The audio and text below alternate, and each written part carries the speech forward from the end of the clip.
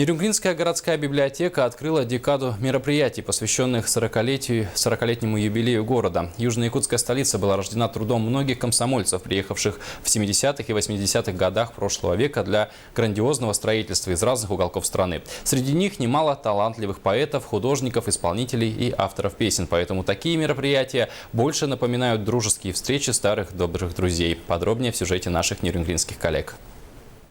«Тебе мы город посвятим». Это название целого цикла мероприятий, приуроченных к юбилею Нерюнгри. Старт был положен в Нерюнгринской центральной библиотеке, где прошла встреча, посвященная нерюнгринским поэтам. Участники словно окунулись в атмосферу советского времени, в тесном кругу вспоминая, как все начиналось. Несмотря на кажущуюся легкость всего происходящего, организаторам была произведена серьезная подготовка мероприятия для создания нужной атмосферы.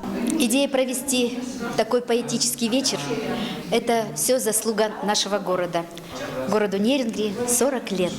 Он юбиляр, он именинник, а мы его жители. И мы очень рады, что есть такой повод собраться вместе всем творческим людям, собраться в нашей гостиной библиотеки. Нерюнгринцы хорошо помнят историю родного города. Многие из них принимали в ней непосредственное участие, поэтому мероприятие затронуло самые тонкие струны души присутствующих. Не первый раз нахожусь в библиотеке на таких вечерах, но в каждый раз в восторге. И вот сегодня столько тепла, доброты, душевности, столько песен и все о нашем любимом городе, в котором я с самой молодости здесь. В планах у организаторов проведение еще многих подобных встреч, площадкой для которых послужат и средние общеобразовательные школы, и учреждения культуры города. Например, на конец октября намечены творческий вечер барда, автора-исполнителя песен Валерия Дмитриева и выставка работ известного всем в Нерюнгри фотографа Юрия Коковина. Галина Якимчак, Кирилл Федоров, НВК «Саха-Нерюнгри».